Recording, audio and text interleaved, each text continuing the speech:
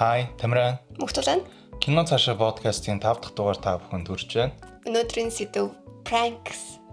Prank-ийг ч одоо монголоор гэвэл чадах, тоглох, хошигнох. Авши, шоглон. Тиймэрхүү л. За чадах гэх юм. Чи ер нь чадуулж ирсэн үү? Яг одоо бадуул чадуулж лээсэн л ахaltaа. Гэтэ нэг тийм одоо нэг юм толгоонд үлдсэн тийм ерөөсөө дур сумжуулаа. Чи би бүрээс мартдаггүй нэг тийм юм байна. Тэгээд нэгэн 13-4 насны төсөвдөр ч юм уу тиймэрхүү юм болчихсон. Тэгээд тэр үед яг нөгөө нэг смартфоныг барьж эхэлчихсэн үе байхгүй юу? Хүүхдүүд. Тэгэл яг хоо iPhone, Samsung энэ гарцсан байсан л да гэхдээ нөгөө нэг тэр чинь гайгүй байл хүүхдүүд барьдаг. Тэгээд нөгөө бусд нь болохоор нөгөө Huawei-ийн нөгөө юм тоочдсон үсэн шүү дээ. Юм жижиг. Тэр утаснуудыг барьдаг. Тэгээд би яг төсөөдрийн хэд хоногийн өмнө нөгөө утсаа алдсан. Nokia барьдаг байж агаад сөйлүүлсэн байхгүй юу. Тэгээд ингээд ер нь за одоо ер нь шинэ утастай болно. Тэгээд шинэ утас надаа яг тоочтой утас авчих байх гэдэг амар итгэцэн ингээд байжсан байхгүй юу. Бүр ингээд 100% бүр яг итгэцэн байжсан байхгүй юу. Тэгэл төсөөдөр болоо тэгэл имээ өөнийг 20,000 төгрөг өгөөл тэгэл аав ингээд нөгөө бэлэг өгөөл гэсэн чинь ингээд нөгөө тэр чинь баг Teddy-гийн тийм цаасан утастай байлоо. Эсвэл ийм нөгөө нэг тэр смарт утасныхаа зурагтай тийм цаасан утастай тэгээ ингээ өгсөн баггүй юм өгсөн. Тэгэл би за угаасаа ойлгочихсон тэгээ амар смаг инээгээл ингээ тэгэл баг хажууд нөгөө үеэл рүүгээ баг ингээ гайхаж байхуулаад тэгэл онгойлгоод гэсэн чинь нөгөө G-Mobile-ийн антентай утас байдаг шүү дээ. Тэр байдаг байхгүй юу. Тэгэл шууд миний нөгөө нэг нүүрэн дээрээс нүүр хувьс хийгээл шууд инээжсэн амар инээжсэн үнч шууд ингээл сонзор толчихсон юм байна.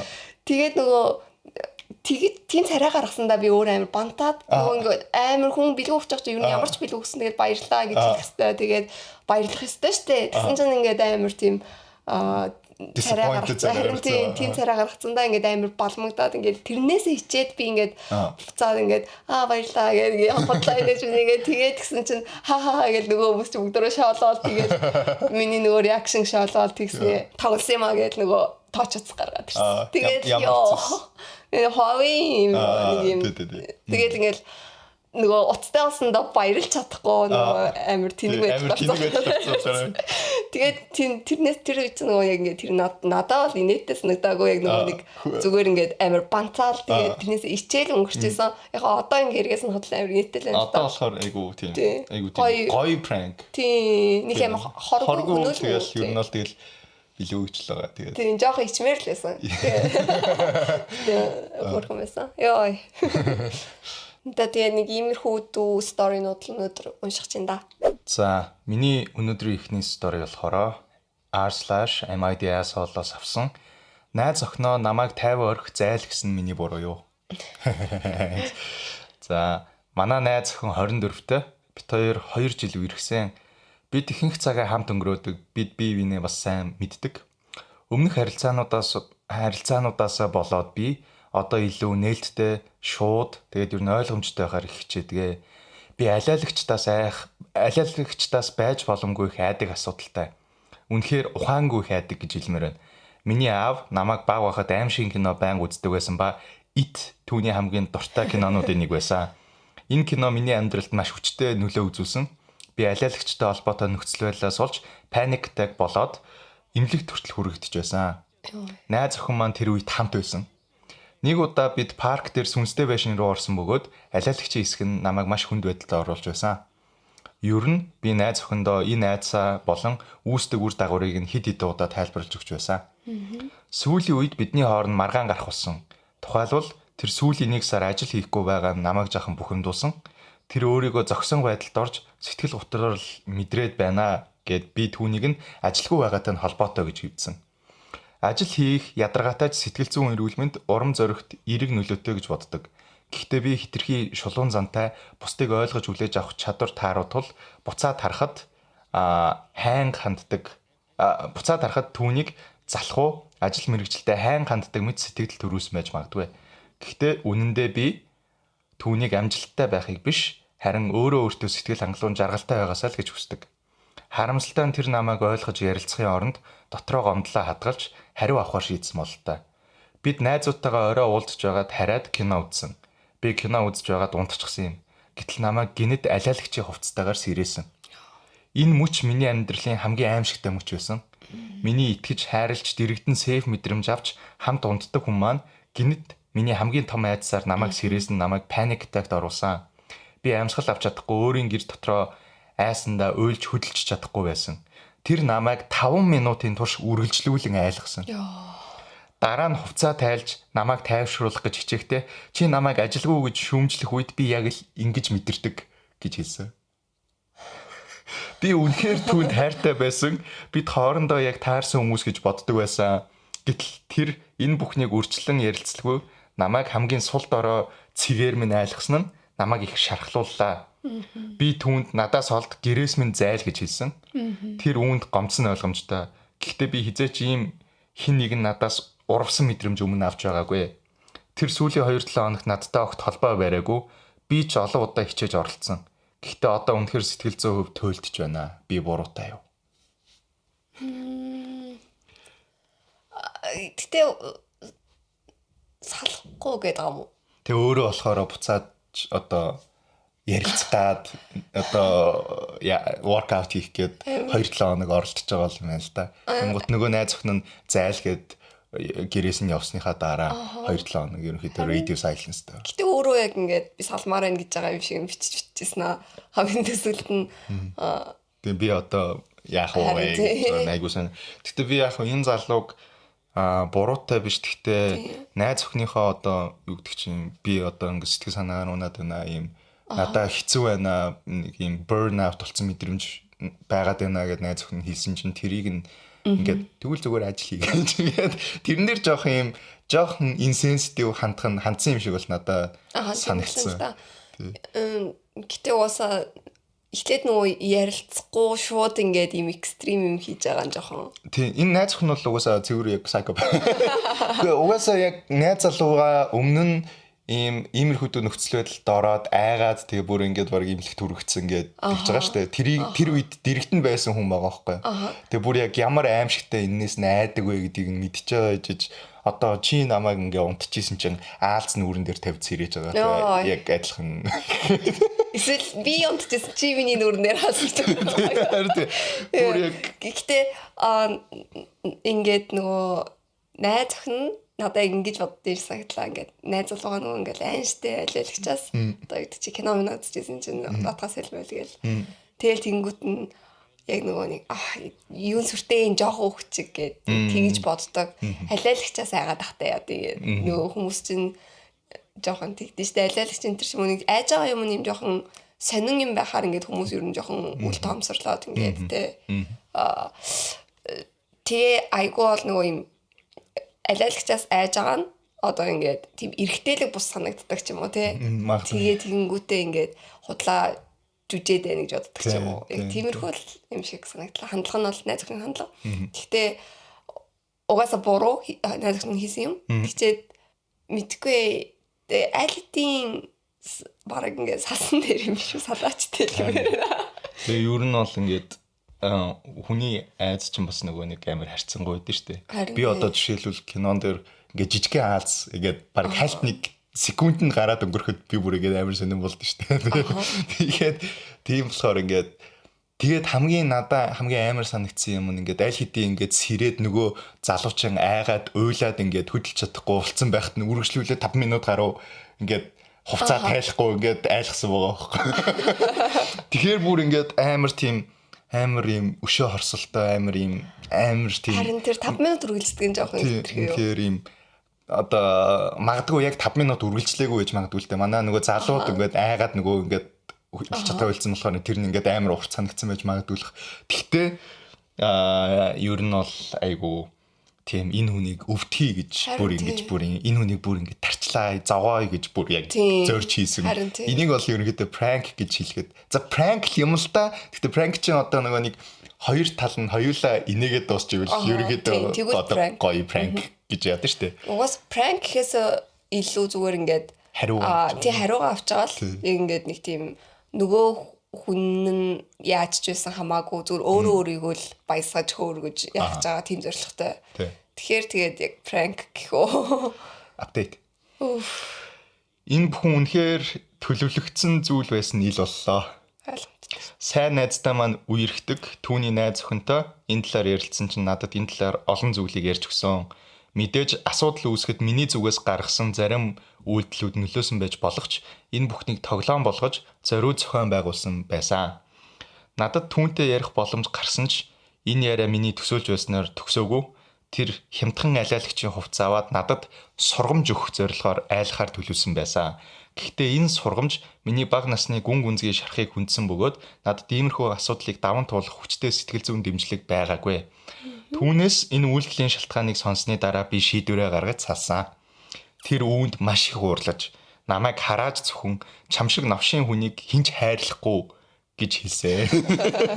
Энэ бүхний айроны надад маш инээдтэй санагцсан. Магадгүй одоо тэр шин чөлөө цагаараа ажил хайж болох юм да гэж бодсон. Сүүлийн хэд хоногт би өөрийгөө илүү ойлгож, итгэлцэл айдас зэрэгэ зохицуулахын тулд сэтгэл зүйч тандаж зөвлөгөө авахар шийдсэн. Энэ бүхний эцэст өөрийнхөө айдастай нүр тулж тайвшрах замаа олохыг зорж байна. Та бүхний дэмжлэг хариунд баярлалаа. Тэгээ ер нь бол тэгэл угаасаа амар ойлгомжтой. Угаасаа л яг нөгөө нэг MIDX mix дээр ордог стори шиг. Тэнгууд тэгээ хамгийн амар өөрөө 2-7 хоног нөгөө охин нь алан болонгуудаа буцаж уулзаад одоо ингээд ярилцаад нөгөө залуус халъя гэдэг гингууд өөрөө 2-7 хоног алан болонгуудаа Угаасаа нөгөө уучлалтгүйгээд өөрийг нь гойно гэдэг яг бодоод амар ихтэй ирсэн чи. Тэргээрээ болж таараад. Тэгээд дэлгүүр ороод хямдхан алиалагчийн хувцас аваад тэрийгээ ингээд гэрт нь нуугаад тэгээд дундхыг нь хүлээж агаад нөгөөтгөө өмсөө.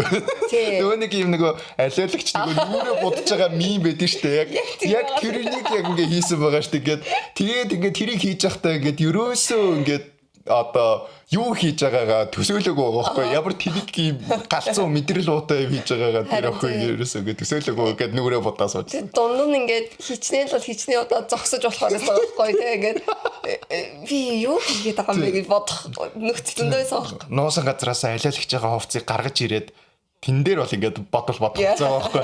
Уудын задлаа дахиад бодох хугацаа. Өмсөд толинд өөрийгөө хараад бодох хугацаа. Үнэхээр ажилгүй нэ. Үнэхээр л ажилгүй.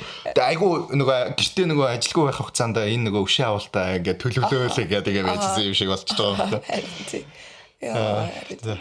Энэ бол юм байна. Миний ихний story r/relationship advice дээрээс авсан. Найз охин маань намайг пранклснаа намайг өөрлөө нь хашгичтаа гэж уурлсан. Дахиад найз охин найз охтод амир пранк гэдэг юм шүү. Би найз охиныхоо гэрт хонжоо. Гинт шөнийн 3 цагт аваарын төхөөний чимээгээр намайг сэрээгээд галын төхөө дугур чинь гарахгүй болохгүй хурдлаараа гэсэн. Би хагас сэрүүн ёстой сандраал гадагшаа гүйж гарсан. Тэгээд бид хоёр хашаандаа гарч ирээ зогсдол найз охин маань надад дуут тохиог үзүүлсэн. Тэр чанга галын дуут тохио нь түүний iPhone-оос гарч байсан байв. Хуурамч дуу байсныг нь би юусоо ч анзаараагүй. Би унтаж байсан болохоор өөрсдийгөө галж чадах нь л гэж бодсон. Би ажилдаа 5 цагт босоод явах ёстой байсан болохоор бас миний нойрыг алдуулсан болохоор бас ямар ч утгагүй тэнийг пранк хийсэн болохоор нь би түүнд рүү хашгицсан. Би заримдаа тоглоом хийдэг ч энэ удаагийн санаанд оромгүй хэрэг байлаа. Тэр дуугаа олоод надаас уучлалт гуйсан. Би түүнийг гимсэн гэж бодоод үргэлжлүүлж ухалгүй гэртээ буцаад орсон. Хэдэн цагийн дараа би ажилдаа яваад дараа нь түүнээс би тараад очих уу гэж мессежээр асуусан чинь тэр үгүй гэж хариу бичсэн. Би түүнээс яагаад гэж асуугаад санаатай нуулзмаар байна гэж хэлсэн. Бас түүнлүү нэмэг 18 утгатай мессежүүд илгээж үзв. Тэгтэл тэр надад ийм хариу өгсөн. Чи намайг гомдоосон болохоор би үгүй гэж байна. Чи над руу тэгж хашгирах шаардлага байгаагүй. Би зүгээр тоглож исэн чамд инээдтэй санагдана гэж бодсон. Тэгсэн чи над руу галзуу хүн шиг орилсон. Чи сайко юм уу? Би одоо чамаас үнэхээр айж гин. Битгий манад ирээрээ good night. What the fuck? Би яхаараа сайко гэж намайг ажилдаа эрт босно гэдгийг мэдсээрэж хүний чихэн дээр дуу тохио чанга дуугаргаж гэрээс гарч гүйхэд хүргэсэн хүн нь тэр өөрөө штэ. Гэхдээ энэ одоо энэ иймэрхүү зү пранк жоох юм барууны юм уу? Надад би одоо Монгол жоохон тийм байж магадгүй. Монголд би нэг тийм одоо хосууд мосууч яг нэг юм тоглоом шоглоом бол байхлах. Гэхдээ нэг юм иймэрхүү дүү юм зохион байгуулалт choreographed organized team яг нэг ерөөсөө энэ нөгөө сошиал медиагаас болдог гэж магадгүй. Нөгөө ингээд би бинийгээ нөгөө пранклал амир бичээл тэрийг нөгөө нэг интернетээр тавиад viral болох гол байдаг ч юм уу те. Тиймэрхүү юм үзэж байгаа л энэ гоё харагдаж байна, нийт харагдаж байна гэж бодоод өөрсдөө нэг турш үзье гэж боддоо. Гэтэ ерөөсөө нөгөө дахиад яг адилхан асуудал байгаас те өөрийгөө баясгах гал өөрийгөө хөгж өгөхгүй л нөгөө үнэ ерөөсөө бодолцож үзэхгүй хийсэн. Тэгээд шөнийн хэд 3 цагт гэдэг тэр охин өөрөө маргааш 5-аас босно гэдгийг мэдж байгаа гэж. Өөрөө 3 цагт ингээд сэрэх гэдэг үлээгээ сууж. Шүнжээ ингээд сэрвэнс юм уу? Гэхдээ тэгээд нэг тийм яг үндэ нэг тийм гоёж prank биш байгаа байхгүй. Ерөөсөө нэг тийм байхгүй. Инээдтэй юм байхгүй. Тэгээд ингээд ингээд зүгээр ингээд айлгсан л байгаа сте. Тэгээд ямар яг реакшн хүлээж ирсэн. Миний аристо фаны шүү гэдэг реакшн хүлээж байгаа шүү дээ. Өөр угаасаа ямар реакшн хүлээх вэ? Гал гараагүй нэ. Гал гараагүй тэгээ. Манай орон байр шатаагүй, танах шатаагүй. Зүгээр л манай найз охин асаал юм байна. Тэгтээ хоо гал гараагүй сайн хэрэглээ. Сайн хэрэглээ л та. Тэгэл арай л сонио. Яад тэр бэлчэлтэй. Зүгээр пранк хийхгүй гэж болохгүй. Тэгтээ яг одоо яах вэ? Саадах юм байхгүй тий. Надад тэгж бодгцоо. Яа юу гэж хашгичж орилсан юм бол гэдэг. Бүр амар ингээд амар эксплод хийдэг хүмүүс эдэн штэ. Бүр ингээд байж болох бүх хараал юугээр дуудаад бүр ингээд амар солиотой болдог. Жохон тэгсэн байж магадгүй юм аа. Харин тий. Уусаа тэгтээ наа чи нөгөө нэг цэвэр адреналин ингээд бүр памп хийсэн мэлтэй галаас сутааж ингээд тэгэнгүүтээ тэр юугээрээ яг амар хашигдсан байж магадгүй л. Гэтэ тэгээ нөгөө нэг ямар үг хэрэгэлсэн бэ гэдэг нь амар сонирн болчихж байгаа байхгүй юу got that bitch. Харин нэг тиймэрхүү юм басан байж байгаа. Тийм доромжилсан утгатай үгнүүд ингээ огсруулаад ингээд амар хийсэн байж байгаа гэсэн. Тэгээ ингээд энэ хоёрын нэг сони юм. Ер нь түрүүний тэр залууч гэсэн амар сонин амар хурдан ингээд уучлаад байгаа юм шиг. Шууд ингээд өөртөө араас нь тэгэл энэ залуу ингээд зүгээр нэг өдрийн дотор ингээд буцаад дорхноо марцсан байхгүй. Наа залууч санаад байна гэдэг. Наа залууч бол тэгсэн байж магадгүй юм аа. Зүгээр яг нөгөө амар дутуу нойртой яг нойрон дунд нь тийм юм болоод тэгээ тэрийгээ яг ингээд сайн процесс хийгээгүй. Тэгэл яг буцаал ингээд уурлал буцаал унтаал тэгэл ажил тэгээ өдөржээ явж байгаад ерөөсөө өчтөр орой яг нэрнгээсээ what the fuck юу болчихоо гэд ерөөс тэгж бодохгүй ингэж явж байгаад тэгээд нөгөө нэг найз охин нь юу энтергээд psycho myco гэд тэгин гут нь Reddit дээр энийгээ бичингээ яг ингээд ер нь юу вэ яг тэгээд яг ингээд бодоод өчтөр яг найз охиныхоо юм процесс хийгээд тэгсэн юм шиг бол надад санагдлаа. Угаасаа ингээд найз охиноосоо зайгаа барих нь ингээд чухал байсан юм шиг. Ингээд нөгөө найз охиноо ингээд ер нь юу хийснээ жоохон тунгаан бод гэдэг нэг тийм зай өгөхгүй шууд лараас нь санаад байна. Тэнгүүд нөгөө ингээд бицэг гэдэг тэрэнд амар фан гэсэн. Амар шинэ relationship юм болов амар нэг удаагүй тэгээд ингээд амар халуун байгаа үедээ тэгээд ингээд юу ч хийсэн нөгөө амар хот хүмүүсийг хот хүмүүсийг болохоор нөгөө юу ч хийсэн тэгэл өрнөшөөгөл тэгдэж шүү дээ тийм байж магадгүй. Тэгээд найз охин болохоор шууд энэ дээр нь дөрөөлөөл авцсан. Тэгсэн чинь нэг комментэн дээр ингэсэн байгаа байхгүй юу? She's playing relationship chicken. Нөгөө нэг chicken гэдэг тоглоом байдаг шүү дээ. Ингээд хоёр машин ингээд хурдтай өөдөөс ингээд бинийг мөрөхөөр ингээд чиглээ явж байгаа заяа. Тэгээд хин төрүүлж замаас хазаах нь гэдгээ үздэг. Тэгээд нөгөө замаас хазаас нь хулчгарна. Замаас хазаагаагүй тэр чигээрээ явсан нөгөө одоо юу гэдэг чи альфа юу гэдэг чи тий ир зоригтой гэдэг чи надад бол зүгээр үнэн гүжүүд юм байгаа байхгүй. Тэгээ ер нь бол тэгээд хинэн төрүүлж бууж өгөх вэ гэдэг ийм тоглоом тоглоод байна гэсэн үг. Найз охин нь одоо ингээд OP-г өөрсдийн үерхлээ үн цэнтэй гэж үзээд салахгүй тулд өөрөөс нь төрүүлж уучлалтгүй нэ гэж бодож байна. Өөрийгөө буруутай гэдгийг хүлээн зөвшөөрч чадахгүй болохоор шууд чигээрэж олоодож OP-г замаасаа төрүүлж хазаана гэж найдаж байгаа хэрэг гэж бичсэн байна. Тэгэхээр яг харин чи яг ингээл яхаарахгүй нэрээ одоо нөгөө энэ охин нь өөрөө ингээд нөгөө нэг settle down хийсэн ч гэдэг юм одоо нөгөө hot one in the relationship заяа.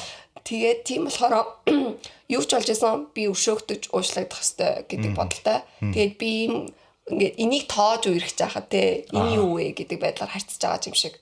Жохон хож бодвол тийм жоохон reach хийгээд байна уу би. Надад бол гэхдээ яг тэгээд амар тэгж давраад байгаа юм шиг л санагцсан. Яг ингээл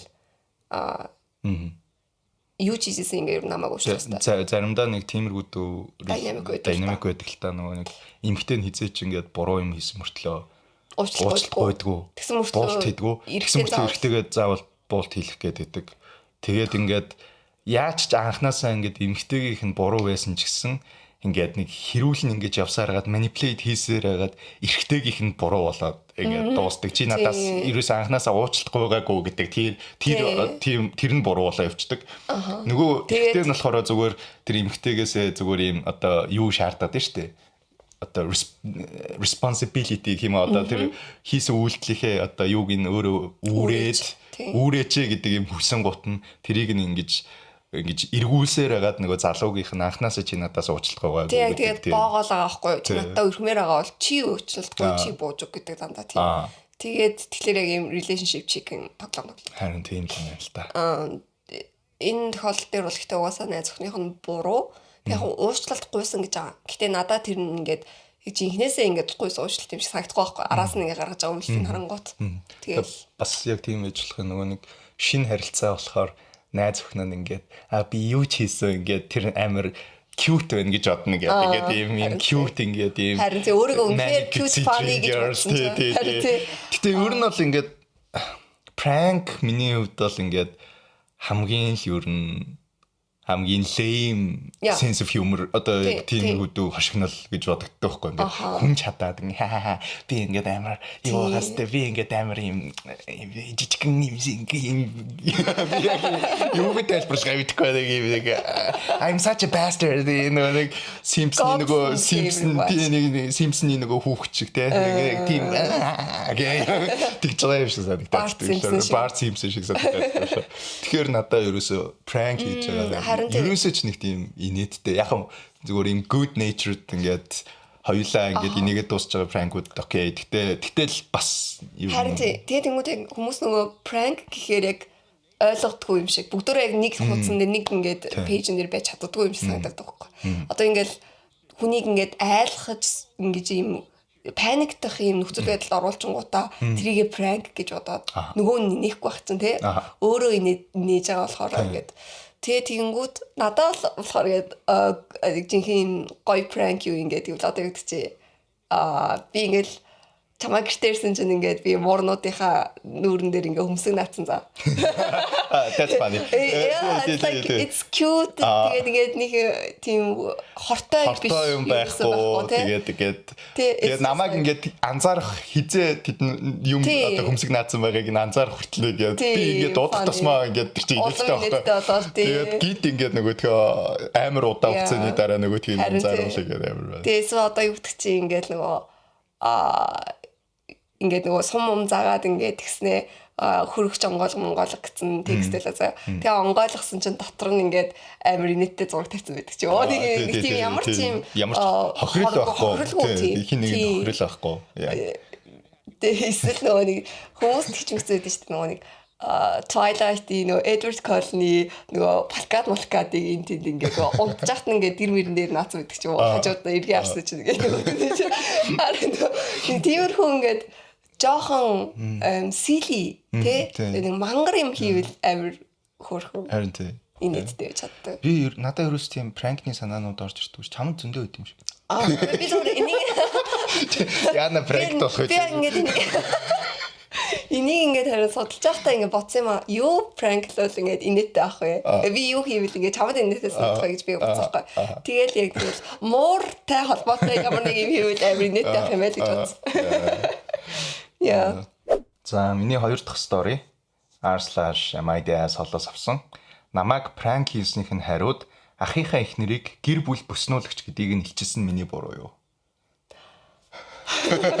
Амиргац. За би ахаасаа ердөөсөө 13 сарын зайтай төрсөн. Бид бага наснаас ахлах сургууль хүртэл бараг салшгүй байсан. Харин өсвөр нас эхэлмэгц бид маш их хэрэлдэж холцсон. Бие биедээ хайртайж өмнөгшгөө дотн найзууд байхаа болсон юм аа. Бид хоёр болзоонд явах насанд хүрэхдээ бие биенийхээ найзтай хизээж үерхгүй гэж ам тангарах тавьсан. Гэвч энэ амлалт маань жилэл үргэлжилсэн. Нэг өдөр ах маань гэрт ирэхдээ миний хамгийн сайн найзтай үерхэж байгаа гэж ээж аав зарласан. Би баг зэрэг ууралсан ч тэд хөөрхөн хосууд гэдгийг нь хараад хурдан тавьширсан л да. Тэд 4 жил үерхсэн бөгөөд тэр хооронд би найзтайгаа ихчдүү шиг болсон. Үнэхээр сайхан цаг хугацаа байсан. Гэтэл 4 жилийн дараа ах маань ямар ч шалтгаангүйгээр найз охиноосоо салаад 2 сарын дараа тэд дахин нийлсэн. Гэхдээ энэ удаад ах маань өөр хүн шиг байсан.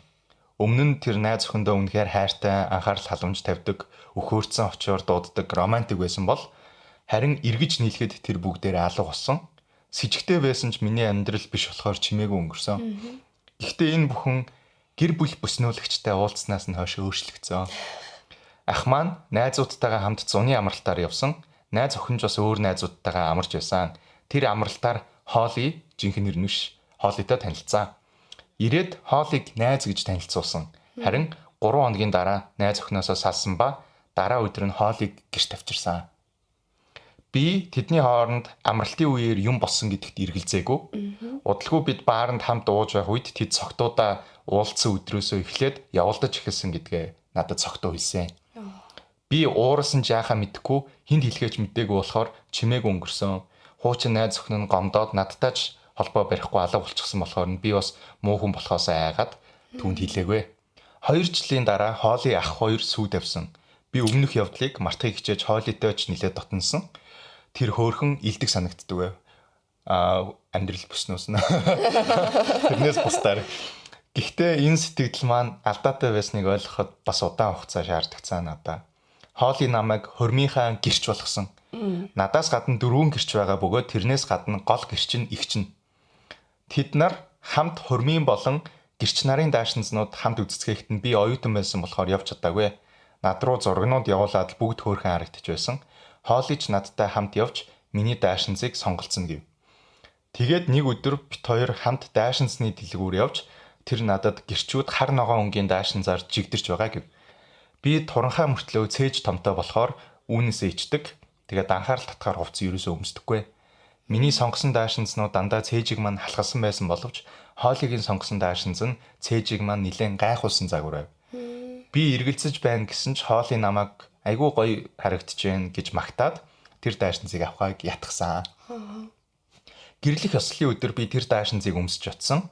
Октоодын нүрээ бодуулж буй өрөөнд ортол бусад гэрчүүд над руу муухай харж чиний даашинж зохимжгүй байна гэж хэлсэн. Би Холли өөрөө энэ даашинзыг сонгосон гэж хэлсэн ч тэд бүгд хоорондоо харц шидэлцээд юм хэлсэнгүү. Удалгүй ахтайгаа таарав. Тэр маш их уурсан байв. Холли уйлж би түүний хормынх нь өдөр хүмүүсийн анхаарлыг булаах гэж оролдлоо гэж хэлв. Ах маань намайг зохисгүй, слати, модуу гэж хараасан. Би дахин тайлбарлаж Холли өөрөө энэ даашинзыг сонгосон гэж хэлсэн ч тэр сонссонгүй. Харин намайг гэрлүүгээ харж илүү зохимжтой даашинз өмсөж ирээ гэж шаардав. Би хувцаслахаар явахдаа ээжтэй учир байдлыг хэлтэл хиний үгэнд итгэхээ мэдхээ байлаа. Энүүгээр гэрч нар зочдод намайг хөрмийг сүйтгэх гэж оролцсон гэж хэлээд явна гэлээ ээж.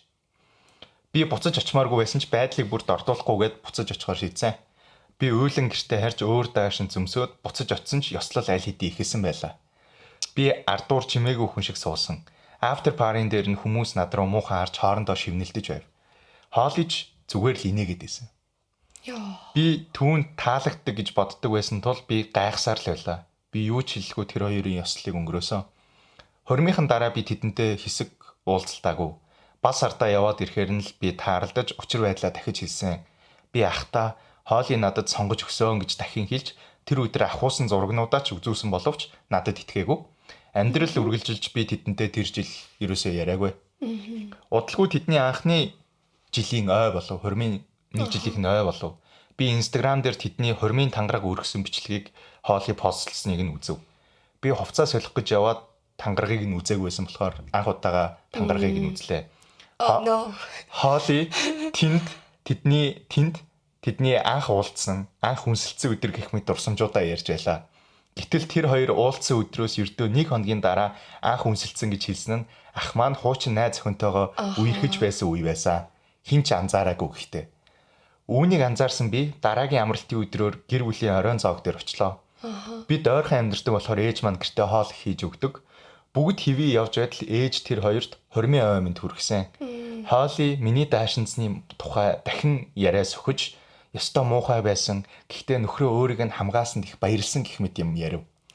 Би ч дотроо уурсан юм хэлэлгүй нилээ их вино уулаа. Би таг согтуу байгаагүй баг зэрэг халчихсан бас дургу өрөөд болохгүй байсан юм аа. Бүтэн жил хүн болгон надтай муу хүн шиг харьцаад байсан болохоор бүр жуур хүрээд байсан. Би тэр орой орондоо Instagram бичлэгнийхэн доор ахынхаа хуучин найз охиныг таг хийн. Араар чин тавьж байсныг мэдэж байсан уу гэж сэтгэл үлдээсэн. Амар өчөөхөн юм ийснэ мэдэж байна. Харин тийм. Сэрээ тарсан миний утсыг хүмүүс бөмбөгдөж өгсөн байсан. Ах маань маш их уурсан, хоолыг бичлэгийг устгаад над руу баахын бас битсэн байсан. Зарим нь намайг доромжилж, зарим нь дэмжиж байсан. Ээж хүртэл над руу уурсан. Ийм жижигхэн хэрэггүй өшөө авалт хийгээд ахыхаа харилцааг сүйтгэлээ гэсэн. Би ээжтэй би 1 жил тэр хүүхэнд доромжлуулж амьдарсан. Одоо хангалттай гэж хэлсэн.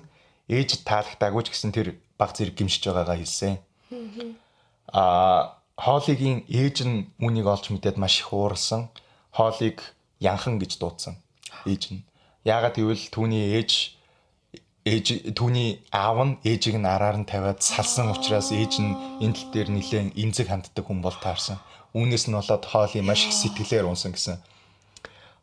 Хуучин найз охинтой би сүүлд хамт өглөөний цай уусан. Би түүнд бүх үннийг хэлсэн. Тэр баярлж бас уурсан. Тэр үед намайг хилээгүүд тэр баг зэрэг уурсан. Ямар ч шалтгаангүй хаягдсан болохоор тэр үед их ууралж байсан ч мэдсэн бол бүр их шархлах байсан болохоор нэг талаараа бас баярлж байна гэж хэлсэн тэр үед. Би түүнд яагаад таг хийснэ мөн даашинзны тухай ярьж бит хоёр баахан инээлцэн. Энэ нь намайг тайвшруулсан. Одоо ч би муу дүү гэдэг нэрээр явдаг. Энэ хэдэн жилийн өмнө босон үйл явдал. Заримдаа гомдноор байдаг ч би тэр сэтгэлийг үлдээхгүй байсан ч муу дүү хിവэрэ байх байсан болохоор надад өмнөдөө хамаалга.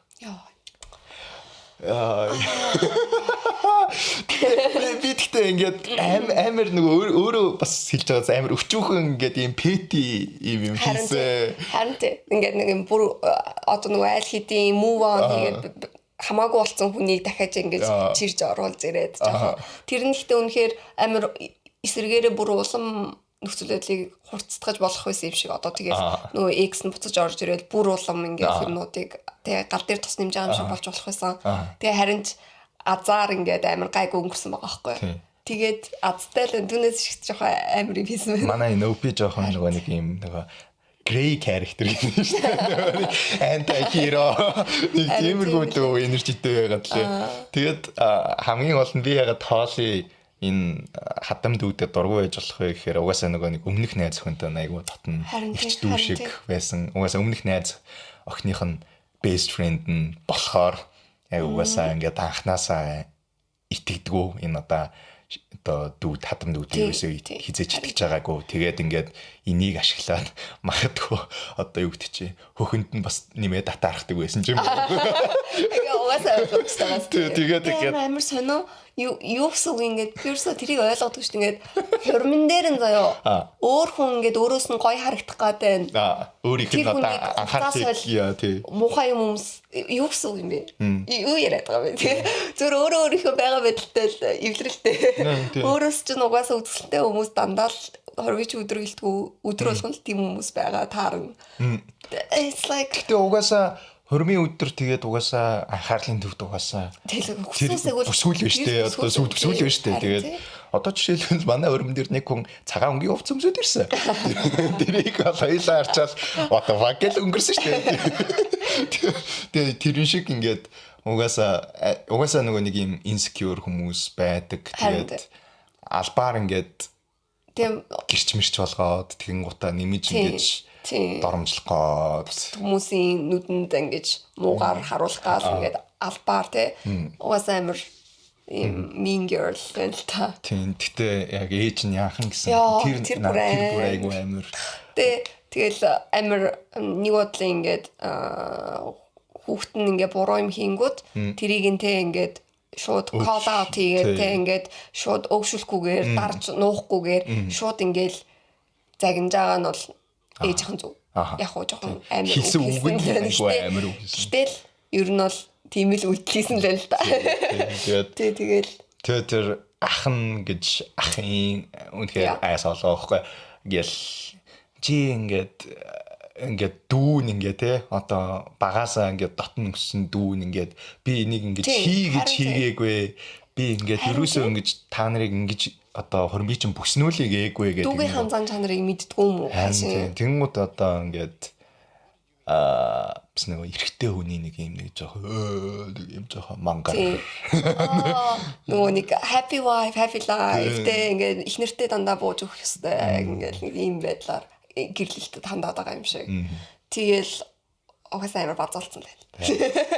Амар базуул. Одоо тэгээд яг хөө энээс хойш тэгээд нэг юм хэдэн жилийн дараа босон дараа бичиж байгаа гэдэг би тэгсэн байсан. Тэгэхээр бас яг нөгөө салсан масан ч юм уу тиймэрхүү нөхцөлөд үүсээгүй юм шиг лээ. Зүгээр одоо нэмэлт нөгөө комент дээрөө тэгсэн байсан. Би ахтайгаа тэгээд их нэртэй нь юусоо ярьдгүй. Юусоо ярьдгүй. Яг гэр бүлийн нөгөө функшнууд болоод гэр бүлийн юм болохоор тааралддаг. Тэгтээ бид нар хоорондоо юм дуурдаггүй гэсэн байсан.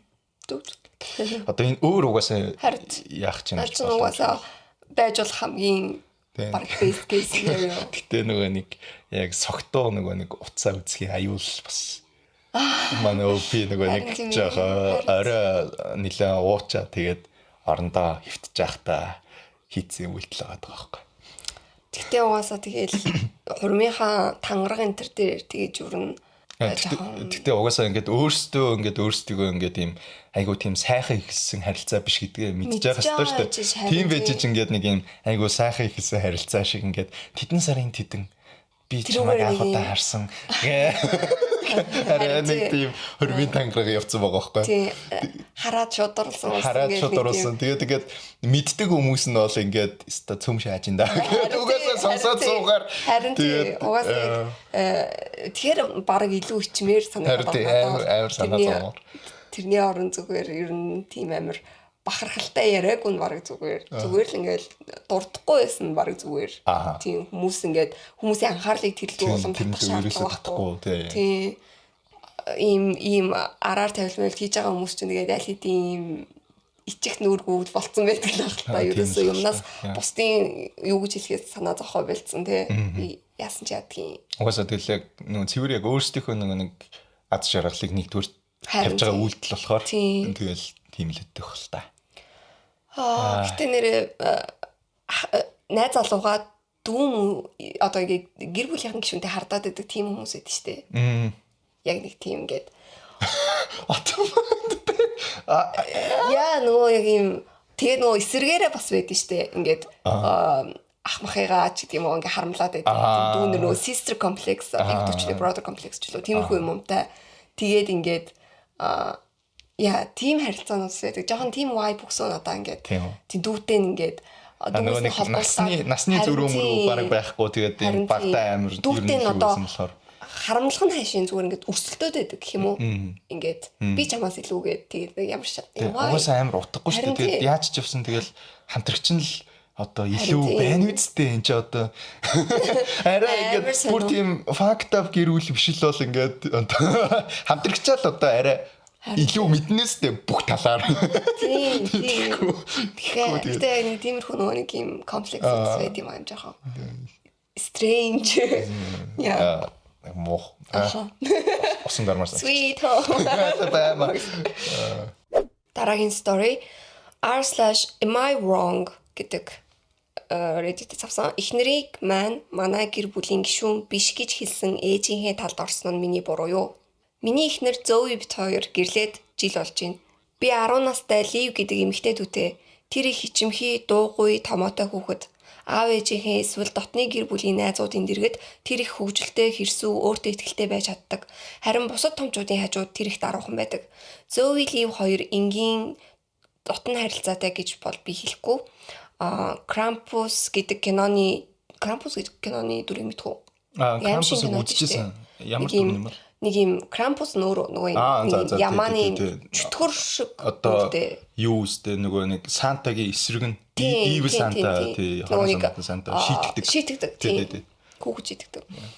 Krampus гэдэг киноны дүрд Лив маш дургу. 4 настай байхдаа Крисмсийн оройдоо давхарлаг буутал ээж маань найзтайгаа тэр киног харанхууд үзэж байж таарад тэрийг хараад Лив үхтлээ айсан. Тэр одоо бол тэр дүрээс тэгж их айдгүй ч гэсэн үнэн голоосоо тэр дүрийг үзэн яддаг. Шинэ байр руу нүүтлээ түрдээ Зои бит хоёр манай гэрийнхэнтэй сар гарan хамт амьдарч байгаамаа. Тэгсэн Зои найзынхаа гэрээс Krampusтай төстэй Halloween-ийн маск олоод тэрүүгээр Ливийг пранк хийвэл инээдтэй байна гэж бодсон. Зоиг муу санаагүй гэдэгт би итгэлтэй байна. Зои хаяа их шооч бас иймэрхүү тоглоомыг Ливийн аав маш их хийдэг. Зои маск зүгээд Ливийг сэрээсэн чинь Ливд энэ нь огтхон чинийтэй санагдаагүй. Тэгээд ерөөсөө л Зоитэй юм ярихаа болчихсон. Манай ээж бит хоёрын өрөөнд орж ирээд их ширүүнээр Зоид чи дахиж унтаж байгаа хүүхдийн минь өрөө рүү орвол бидэнд их том асуудал үүсэн шүү гэсэн. Зои зүгээр тоглож байсан юм. Ливийн аав дандаа л иймэрхүү тоглоом хийдэг болохоор зүгээр гэж бодсон зэргээр тайлбар тавих гэж оролцсон. Тэгсэн ээж тэр хүн чинь Ливийн аав харин чи бол гэр бүл биш гэсэн. Зои маш их уурлаж надаас өөрийг нь өмөөрөхгүй юм уу гэж асуусан. Би түнд чи бол 100% миний гэр бүл мөн. Гэхдээ Лив чамайг гэр бүлээ гэж боддгоо байх. Тэрийг нь чи ойлгох хэрэгтэй гэсэн. Тэгсэн манай ээж ч надтай адил утга санаатайгаар хэлсэн гэдгээ тодруулсан. Тэр өөрийнхөө нөхрийг гэр бүлээ гэж үздэг. Гэхдээ биднээс тэгхийг шаардахгүй гэсэн. Ээж Зоиг Ливийн гэр бүл биш гэдгээ хүлээн зөвшөөр гэж хэлсэн. Зои өөрийнх нь талд зогссонгүйгээд надад ууртай байгаа. Надад бол ээжийн зөвл санагдаад байгаа. Лив Зоигоор гэр бүл гэж боддгоо болохоор түүнтэй хүндий бие барьсан байдалтай харьцдаг. Харин аавтайгаа 100% чөлөөтэй өөрийнхөө байдаг болохоор тоглоом шоглоомд нь хариуч барьдаг. Зои бол миний гэр бүл. Гэхдээ түүнийг өөрийнхөө гэр бүл шахах нь сонин санагддаг надад. Хүмүүс ойлгохгүй байгаа болохоор дахиад эдит оруулж ийн гинэ. Зои бол эргэж буцалтгүй миний гэр бүл. Зои бит хоёр бол гэр бүл. Харин манай ээж түүний нөхөр Лив 3 бол тусдаа өөр гэр бүл гэж бичсэн байна. За угаасаа жоохон хүүхэд гэж ойлгох ер нь димээ л дээ. Амар угаасаа бүр мэдсээр ээжэж ойлгосон байгаа байхгүй юу? Лив ч одоо хэдтэй гэлээ? 10 таа. Тийм. Тэр юмнаас ингээд айдгууг нь мдээгүй байж байгаад ойлгосон бол нэг өөр асуудал. Зорж айлгна. Тийм. Айдгийн мэдсээр агаад тий. Энэс айд юм чинь энэ маскаар айлгая гэж ойлгож гарч чана амар жоохон айсхол болчихж байгаа. Тэгээд гэтээ надаа энэ дээр ингээд нөгөө ингээд чи гэр бүл биш.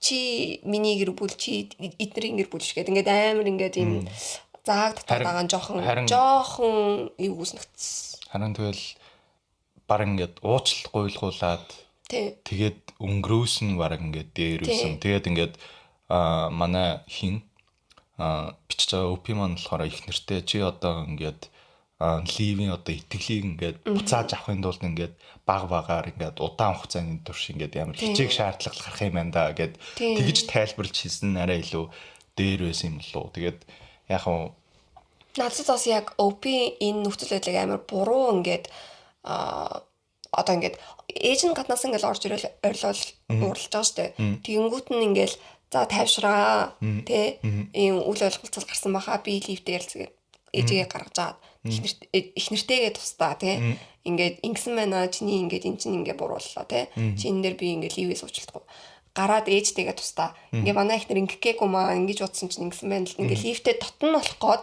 Ливтэй ингээд найзууд болох гээд ингээд хийж байгаа оролдлого нь ингээд амар буруу болчлоо. Тэгээд ингээд энийгээ бит хоёр ингээд тасын тэгээд ингээд тусны ярилцахгүй ингээд бүгдээрээ хоорондоо хэрэлдээд ингээд горуулсан. Бүгдөө ингээд харин тийм ингээд нэг өрөөнд байж хахад нь тал авчиж байгаа байхгүй ингээд би ээжийн талд орж ин чиний буруу гэдэг. Тэгэхээр чи нөгөө хүн чинь ингээд ганцаард штэ. Тэгээд өөрийнхөө буруу байсан ч гэсэн ингээд байгаа юм чинь ялангуяа. Өөрийнхөө буруу байсан ч гэсэн нөхөр нь ингээд ядаж өөрийнх нь тал зогсоосол гэж хүсэн штэ. Тэгээд ингээд нэг юм тийм зөөлөн байдлаар ингээд зохицуулах хэрэгтэй байсан чинь ингээд амар шууд ингээд нөгөө нэг тэг яг хоо цагаан талахаар хүмүүс тэгээ яг яхаа мэдтгүү л дээ. Би тэгээд бас ингээд энэ хүмүүс амар зөрөгтэй юм аа, айлгадаг хүмүүс. Би бол ингээд нөгөө хүн нь сэрээд цочоод намайг цохиж мөхөд авал яана гэд би чатан ингээд айлгаад энийг тэр чигээр болио. Тэр би бол одоо жишээлбэл аалцнаас бусад тохиолдолд бол би бол баг цочоос сэрээ цохиод авч байгаа байхгүй. Тийм шүү дээ. Энэ хүмүүс амар юм. Зарим хүмүүс ч нөгөө нэг амар сонин тийм шууд ингээд сэрдгүү штэ. Нэг жоохон ингээд сэрчээд юу гэд ингээд идчихтэй. Тэгж гүн унттай хүмүүс бол шууд цохиод авах. Харин тий. Тэгэхээр амар зоригтой байгаа даа л да энэ хүмүүс. Тэгтээ бас надаа энэ дээр OP-ийн хойд автаа жоох асуудалтай юм уу гэж амар харагдсан. Ингээд ерөөсөө нэг юм амар ингээд цагтаал та нар тустаа гэр бүл эн чин зөө ял зөвхөн миний гэр бүл та нарын хувьд гэр бүл ясгүй гэл ингээл тэгхгүй зүгээр ингээд одоохондоо та нар ингээд хангалттай тотнош байна гэхдээ явандаа тотно болно гэдэг байдлаар ингээд ярьж болох байсан санагдаад байгаа байхгүй. Энэ дээр бол OP угаасаа тааралтай гаргацсан мэн үү? Жохон. Гэтэ бол ихнэрийнх нь буруу байсан. Тийм, тэр бол ойлгомжтой. Тийм, тэгээд апдейт. 11 цагийн дараа. За. Миний постнд хүмүүс маш их анхаарал хандуул сансныг бодоход ихэнх нь нэг дүгнэлт төгсөн байна. Зарим зүйлсийг тодруулъя гэж бодлоо. Зөөе бол миний гэр бүл. We get it. Move on. Тэр бол миний амьдралын хамгийн чухал гэр бүл. Мили бол миний их нэгтэй дүү. Би түүний аавтай дотно биш. Магадгүй энэ нь та нарын боддог гэр бүлээс өөр хачирхалтай санагдаж болох юм. Би хувьдаа Ливийг хизээж пранклахгүй. Тэгээд эхнэрээ Ливийг пранклсан гэдгийг сонсоод үнэхээр балбагдсан. Ээж хизээж нөхрөө надад шахаж байгаагүй болохоор би Зөөвийг Ливд шахахгүй гэдэг дээр бат цогсон. Одоо бид хоёр манай гэр бүлийн эхнээс бүр холбоо тасарсан. Крампусын пранк 5 дахь орой болсон бөгөөд тэрнээс хойш ажилласаа болоод би гэртээ бараг байгаагүй. Намайг гэртээ иртэл Зөөви маш их сандарч айсан байдалтай уйлчихсан байсан. Би ихнэрээ тийм байхыг нь огт харж байгаагүй. Паниктах янзтай болчихсон уйлаад зогсож чадахгүйсэн. Ээжийн нөхөр гаднаас орж ирснээ тохуурсан хоолоогоор "It's just a prank bro" гэсэн. Намайг байхгүй хооронд ээж Зөөвид лифтээ хамт тэд нар оройн хоол идчихэд ирнэ гэд гарсан байж. Тэгээ Зөөви гэртээ ганцаараа байж байтал ээжийн нөхөр нь хідэн новшийн найзуудтайгаа нийлээд хулгайчд халдлага хийж байгаа мэтэр жүжиг тавьж. Тэд нар цанийн маск зүүжгсэн олс барьчихсан байсан болохоор Зөөви өөрийгөө өгөх нь л гэж бодсон байна. Тэгсэн Лив гинэт үсэрч гарч ирээд учир зүггүй нээж гарсан гинэ. Юу болоод байгааг тэгэхэд л Зөөви ойлгосон байна. Зөөвигийн Ливд хийсэн зүйлийг би зүгээр гээгүй. Гэхдээ ийм садист үйлдэлийн хажууд бол тэр юу ч биш байсан. Бүр итгэмээргүй нь би хар бүстэй хойд авыгаа цохиж авч чадсан.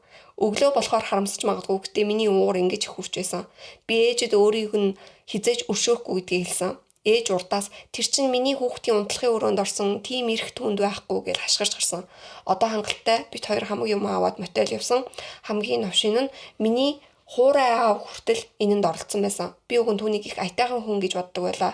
Гэхдээ тэр өөрийн талаа сонгосон бол та screwed them. Гүй юу хайшин бэ? Хүмүүс prank гэж харин ойлгодгүй байгаа байхгүй юу? Яг ингээд юу нэрч юм те энэ чинь ингээд prank биш байхгүй юу? Энэ чинь нөгөө сэтгэл зүйн emotional battery ер нь сэтгэл зүйн одоо дайралт тийм энэ prank юусоо биш энэ зүгээр literally халдлага байгаа байхгүй юу? Гаднаас ингээд тэ одоо ингээд нүрээ ингээд одоо балаклава өмсөн тэ тэгэхээр чин тэгэл хинт хараал тэгээд паниктд юм байгаа тийм ялангуяа ууссан. Тэгэл эмэгтэй хүн гэртээ ганцаар бол тэгэл би одоо хүчндүүлэх чинь эдгээр намайг алах чинь. Тийм ийм л юм толгойд нь бодож байгаа ш. Тэгэл тэр нь ингээд хичнээн богинохон үргэлжилсэн яасан бай хамаагүй. Тэгэл тэр чин амар ингээд нөгөө хүний fight or flight гэдэг response-ийн шууд ингээд ажилуулчихж байгаа байхгүй юу. Тэгэл энэ Америкт болж исэн бол буутай байсан бол тэ бие хамгаалж ингээд буу гаргаж ирэл энэ хүмүүсийг буудсан тохиолдолд энэ Зөөвигийн буруу ерөөсөө байхгүй болох болчихж байгаа байхгүй. Энд чинь нэгээд ийм амар энэ угаасаа ингээд энэ хүмүүс ингээд хүн инээдтэй нөхцөл байдал үүсгий гэсэн байдлаар биш Зөөвийг айлгая гэдэг тийм айлгая л гэдэг ийм зорилттой хийсэн байгаа байхгүй. Тэгээд энийг ингээд prank гэж бодоод байгаа байхгүй. Анхнаас тийм нэг ийм зааг татаад байгаа нь аргагүй юм л да. Угаасаа би автагаа юу хойд автагаа л угаасаа ингээд таардгүй. Тэгээд ингээд хойд аав ч гэсэн нөгөө нэг хүүхдээ ер нь бол бас өөртөө адилхан хүн болгож хүмүүжүүлж байгаа. CV-г. Тэгээд ээж нь бол угаасаа тэгэл яхаа нөгөө гэрүүлээ гээл тэгэл. Угаасаа нөхрөө сонгоцсон хүн байгаад байгаа. Тэгээд угаасаа ингээд ийм хаард ийм лайн татчихж байгаа бол одоо тэгэл холбоогүй л амьдэрцаах л. Харин тий. Дахиж ер нь холбогдоод ер нь хэрэг байгаа ч юм уу тэгээд.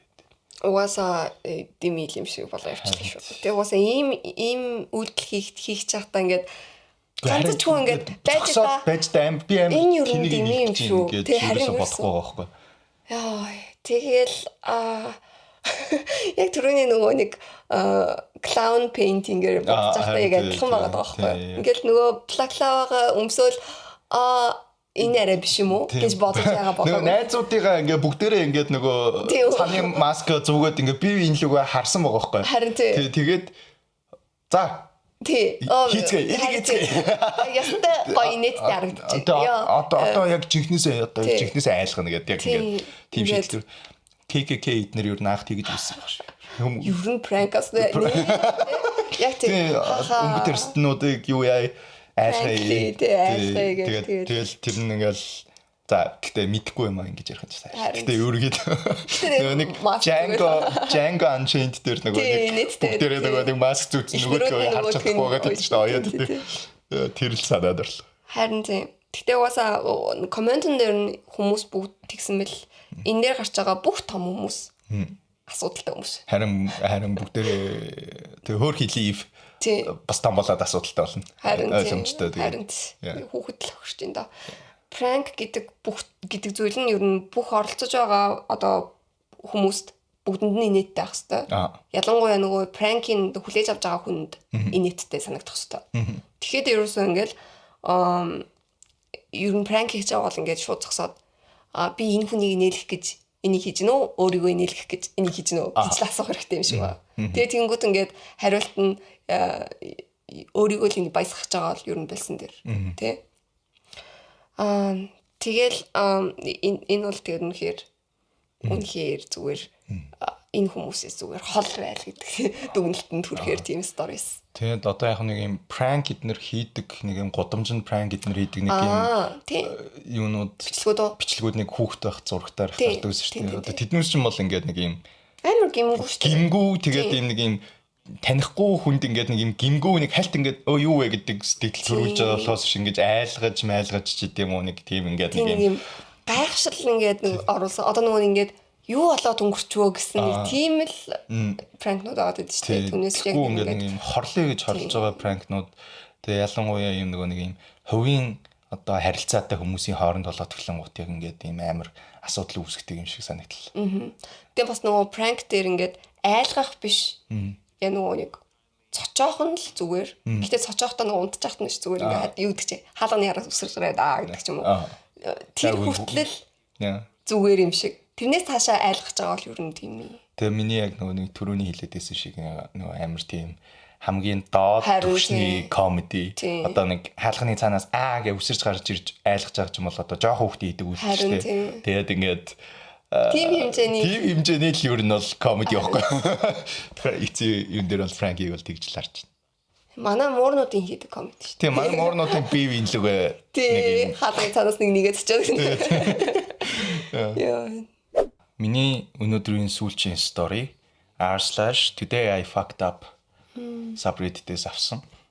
Би офисын жим шиг prank хийх гээд баларлаа гэдэг. За би инээдтэй байх болов гэж бодоод Bluetooth чанга яригч ажлынхаа таазанд нууж түүгээр нь муурны дуу муур дуурж байгаа чимээ тавих санаа төрсөн юм аа. YouTube-ээс муур мяу хийж байгаа 8 цагийн бичлэг олсон яг тохирсон. Би хуучин утсаа чанга яригчтайгаа холбоод түүнийг хоосон ширээний шургуулганд утсаа хийгээд чанга яригчийг таазны хавтан доогуур нуусан. Яг л төгс болсон бүх юм. Маш сайн чагнж үжил муурны дууг сонсон. Яг хаанаас гарч байгааг нь тогтоох бараг боломжгүй. Дараа нь би өөрийн өрөөндөө очиод ажиллаа хийгээд ажилдаа дарагдаад энэ тухайгаа бүр мартцсан сууж иваа. Хоолны завсарлагаанаар босч очиход хид хідэн хүн агааржуултын хоолойд муур орсон юм шиг байна гэж ярьж байлаа. Би дотроо инээгээд кофе аваад нэгтлэн бодох хэсгээр өөр хүмүүс ч бас энэ тухай ярьж ядуу гэж шалгахаар явлаа.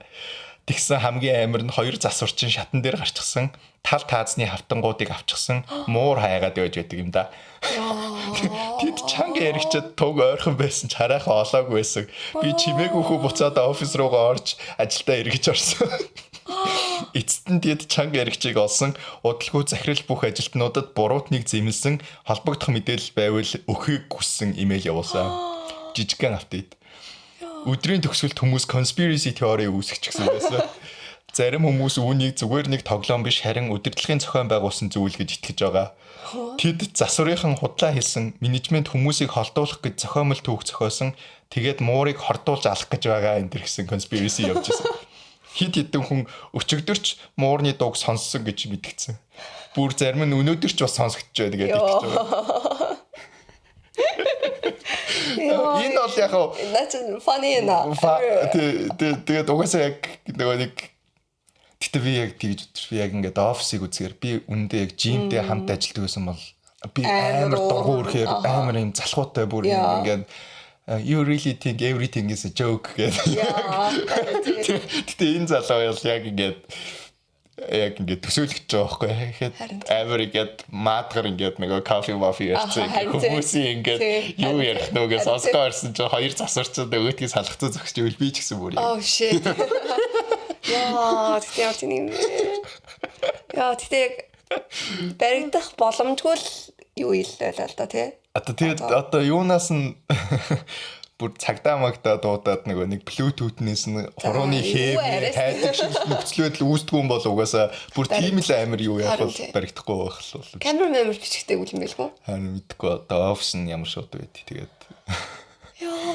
Станер. Айгуу гоё. Ингээд нэг юм жижигхэн ингээд нэг жоки чигээд хингүүт нөгөөх нь ингээд blow up хийгээд амар юм үр дагавартай болчихгоот ингээд одоо тэгээд эн чинь баригдуул тэгээд ажил захирал махирал нь хавтан хуулуулсан хэрэгтэй болоод бөө юм болох үед тийшүүлт нэ цалин байлангаас нь хасдаг ч юм уу арга хэмжээ хуулдаг ч юм уу. Тэгэл амар яцэл ингээд тэрийг нөгөө ингээд би тэгсэн юм аа гэхэд нөгөө хитрхи оройтсон. Яа. Тэгээд хуулахаас өмнө ингээд би ингэсэн юм аа уучлаарай ингээд тэгсэн бол тэгэл бараг болчих байсан юм дээр нэг аль хэдийн хуулсан байсан. Яа. Офисийнх нь хамгийн гол нь conspiracy theory. Бид нарыг ингээд худлаагаасаа нэг муурыгаа олохгүй болохоор Bluetooth олсон гэж хэлжлээ. Яг муурыг яг үндэ тийм дутаж алах гэж бид нар гээд conspiracy theory гэдэг. Баргаас нөгөөдрөө сонсоод сонсогдоод энэ муур сонсогдоод байдаг. Одоо хоёулаа тэнд ажиллаж исэн бол жишээлбэл ингээд муур тэнд гаццсан байна гэвэл тэрүүгээр хоёулаа засварчин дуудцаг бараг өөртөө ухцсан засварч байгаа. Амар хүн дээр үлээж авч. Харин тий. Энэ бол яг хөнгөн богинохон хөөрхөн пранки түүх байлаа. Энэ пранко энэ пранкер хийсэн гэхдээ одоо нэг яг хохирогч нь байгуулах нь болохоор тэгээд тэгтээ нэг бас нэг амар тийм пранклж байгаа тодорхойгүй дээ. Яг хөө ингээд зүгээр өөрөө ингээд нэг өөрийгөө баясгах ч байсан. Тэгээд хүмүүс ч гэсэн ингээд яг ингээд сайн хичээвэл сонсно гэдэг. Ер нь анханасаа хүмүүс тэгтээ хилийч гэж бодоогүй юм шүү. Би ингэж айсвал ингээд нилээ нэг явсныхан дараа хаа би ингэсэн юм аа гэдэг тэгчихсэн ч юм уу. Нэг тийм инээдтэй пранк бол биш байна. Инээдтэй пранк биш нэг үр дагавраа инээдтэй болгоцсон. Тэр ийм үр дагавар гараагүйсэн бол нэг инээдтэй пранк биш. Тэгээд хүмүүс муур дуурайд нүг үгүй өнгөрөхөр юм аа. Яг нөгөө офис дээр нөгөө нэг эндигийн утсыг таазан нууцсан чинь амар уурлаад нөгөө хан зөхиод тэгээд үр дагавар нь ингээд амар дарк болоод тэгээд яг тэр шиг л болцсон.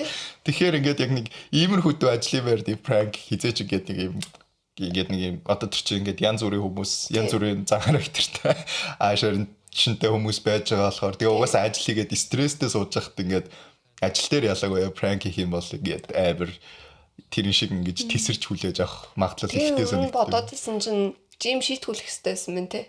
Жим ер нь бол үгүй жим аль дээр ер нь бол ажилласаа халагдтал өстой. Харин тэгээ нөгөө Dwight-ыг амар их одоо сэтгэл зүйн дарамтанд оруулсан. Тэгээд ever was ashooshтэй жиж одоо he deserves it гэдэг нэг Dwight тэгээд Анdyгийн хэрэг дээр ч гэсэн ер нь бол тэгэл хамт шийтгүүлэх хэрэгтэй байсан юм шиг юу санагдчихлаа гинт. Жинхэнэ амьдрал байсан бол. Тэгээд ер нь бол арай л нэг шоу гэдэг утгаараа байгаа тийм ба. Арай дэндүү юмнууд хийгээд тэр нь ингээд ерөөсөө uninterest явж шийтгэл байхгүй яа. Тэр хамгийн гоё prank нөгөө нэг юу штэ. Нөгөө Asian gym авчаа сонсоо. Гэрбүлийн зурмаар. Тэр бүр гоё prank гоё. Харин тиймэрхүү prank бол гоё. Миний сүүлийн story r/am I the jerk-ос авсан. Prank-наас болж гэр бүлээсээ холбоо тасалж байгаа нь миний буруу юу? Яа, энэ амар ядраа. За. Би өмнө нь энд нэг түүхээ бичсэн чинь нэлээ сайн зөвлөгөө авч байсан. Тэгээд энэ удаад бас туслаад өгөөрэй. Юу болсон бэ гэвэл би 27 настай эмэгтэй гэр бүлийнхэнтэйгээ үргэлж өрн ээдрээтэй харилцаатай байсан. Тэд нар бусдыг гомдоож хохироож байсан ч хамаагүй хин нэгэн инээж л байвал ямар ч хошигнолыг зүгээр гэж боддог хүмүүс. Өнгөрсөн хугацаанд би үүнийг үл тоомсорлож өөртөө хүн дээр тусгаж авахгүй байхыг хичээсэн ч энэ удаа тоохгүй байхын аргагүй хэрэгс тэрсэн зүйл тэд хийсэн. Саяхан би амьдралдаа том амжилт гаргасан. Олон жил мөнгө хоригдлуулсны эцэст анхны байраа худалдаж авлаа. Үүнийг би ажил хөдөлмөрөөсөө гадна амралт зугаалга, найз нөхдийн уулзалт гэх мэт бүхэл нэмэлт зардлаа танаж үнэхээр шаргуу хөдөлмөрлөж байж олж авсан зүйл юм. Өөрөөрөө хязгааргүй их бахархаж эцэст нь нэг юм өөрийн гэсэн гэр оронтой болсондоо маш их баяртай байлаа. Бидний харилцаа үргэлж ээдрээтэй байсан ч гэр бүлийнхэнтэйгээ энэ чухал үйл явдлыг хуваалцахыг хүссэн нь мэдээж. Хэдэн 7 хоногийн өмнө би шинэ байртай болсноо тэмдэглэхээр гэр бүлээрээ оройн хоол идсэн юм. Эхэндээ бүх зүйл сайхан байсан. Тэд нар баяр хүргэж байрны талаар асууж үнэхээр баяртай байгаа мэт санагдсан. Гэтэл оройн хоолны дундуур манай ах 30 настай, охин дүү 25 настай. Тэр хоёр маань надад дугтуу өгсөн. Энийгээ тэд нар сүрприз гээд байрандаа нэмэрлээрэй гэж хэлсэн. Би нээж үзтэл дотор нь бичиг цаасны алдаанаас болж миний байшингийн худалдан авалт цуцлагдаж одоо өөр хүнд зарагдаж байгааг мэдгдсэн хуулийн мэдгдэл шиг зүйл байсан. Тэр бүхэл албан ёсны харагдахаар нэр лого, миний нэр, байшингийн дэлгэрэнгүй мэдээлэл хүртэл байсан. Би үнэхээр сочирдсон. Ширээ тойрон суусан бүх хүмүүс инээлдэж ах маань гача гэсэн. Үнэн хэрэгтээ тэд хуурамч загтал хийж миний реакшн харах нь инээдтэй байна гэж бодсон байв. Би уйлж эхлэхэд тэд нар бүр чангаар инээлдсэн. Тэр байтугай сошиал медиа тавихаар бүх зүйлийг утсаараа бичиж авсан байв. Эцэст нь би арай гэж дуу ороод тэдэнд энэ нь ямар харгас явдал болохыг хэлсэн.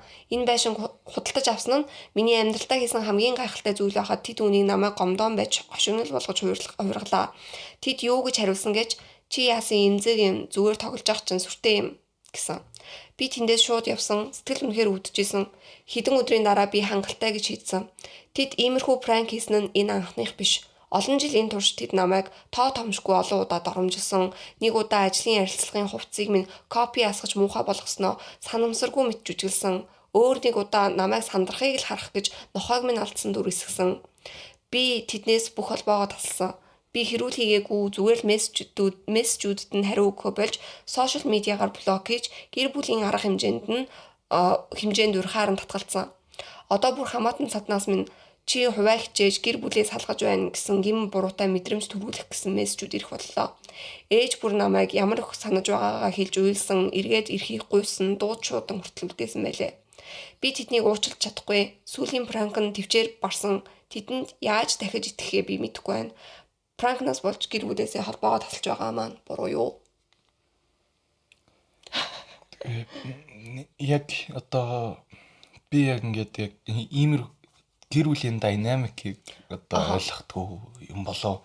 Яагаад ингэж одоо нэгнийгээ ингэж онилж ингээд айлын донд хөөхт юм ба шүү дээ ядаж. Тийм харин тий. Би яг тэгж утсан. Энэ ах дүү хоёр нь жоохон гатаархаа. Аваасаа нөгөөх нь аваад хамаагүй амжилттай амьдж байгаа ч байж магадгүй болчиход. Тийм л. Тэгээд нэг ажлын ярилцлагад явах жахад нь хувцсыг ингээд кофе асгаж муухай болгож пранкинг гэж юу аах вэ? Зүгээр л хорлох санаатай юм байсан юм шиг харагдаж байгаа байхгүй юу? Амар тийм чухал бид нар чинь пранк хийхгүй гэж байна шүү дээ. Угаасаа яаж ч утсан юм чухал өдөр чухал юмд явах жахад нь хийж болохгүй л байхгүй юу? Аа. Тэгэл нэг жоохон атаархаад байгаа юм шиг л надаас нэгтсэн. Тэгээд энэ дээр ингээд нэг энэнийг уншиж байгаад ингээд амар дургуурсан юм нь ах トゥ хоёроос нь илүү ингээд эцэг эхнэрээс оролцохгүй байгаа нь ингээд. Ерөөсөө ингээд болиулдаг ч юм уу те. Ах トゥ хоёрыг нь одоо та хоёр ингээд одоо юу нөшөлтөхгүй гэдэг ч юм уу те. Нэг тийм ерөөсөө юм ингээд зүгээр ингээд хайчаад ингээд тэгснээ тэг нөгөө хүнийг ингээд буруутгаад байгаа нь ээж нь ингээд уйлж мэлээ тий. Классик яг нөгөө нэг айлын дунд хүүхдийн асуудал юм шүү тий. Яг ахын том болохоор тэгээд юу яагаад getaway хийгээд дүүн айлын баг болохоор тэгээд нөгөө тийм толгойг нийлээд өнгөрүүлээд идэг. Тэгээ нөгөөх нь ах нь угаасаа айлын ганц хүү болохоор арай илүү юутай байна. Тэгээд яагаад ч юм бас нэг тиймэрхүү юм ажиглагтаад идэг шиг санагддээ шүү дээ. Одоо юу гэдэг чи нөгөө угаасаа нөгөө айлын дунд хүүхэд нь ингээд угаасаа нөгөө амир өөрийгөө аргалаад сураад ингээд өөрийгөө хичээгээд гэр бүлээсээ гадагшаа ерөнхийдөө ингээд амжилт үзүүлэх магадлал арай их байдаг юм шиг надад ингээд харагдаад байдаг байхгүй. Тэгэнгუთ нөгөө нэг аав ээж нар нугасаа анханасаа нөгөө нэг баг сургууль мургуулд байхасаа эхлэл дандаа тийм байдаг болохоор нь ерөөсө тоодоггүй. Наа чи угаасаа өөрөө болгочдیں۔ Тэгээд энэ нэг хоёр юм л өстой хэцүү хоёр юм байдаг гэх нөгөө хоёроо тэгээд тэгээд хэцүү хүүхдээ улам ингээ хайрлаад идэх. Тийм тэгээд нөгөө нэг яг self sufficient хүүхдээ ингээд амар ганцаардуулаад тэгээд ингээд анхаардаггүй. Тэгээ нөгөө хүүхдүүд нь ингээд мангар сэтгэлийн шарахтай тэгээд настай амьдэрдэг тийм.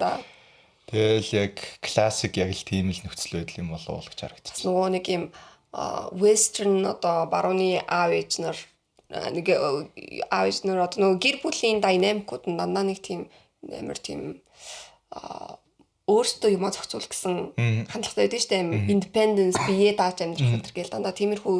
Тэрнээс болоод бас нөгөө эцэгхэн хүүхдүүдээ хүмүүжлэхтэй хүртэл нэг тийм амар ингэж нэг амар амьдралд нь оролцохгүй тэгээд өөртөө уулзраал гэдээ орхичдаг. Ингээд өөртөө амьдрах арга замаа бол ингээд нэг тийм байдлаар ингээд хүмүүжүүлсэн юм шиг.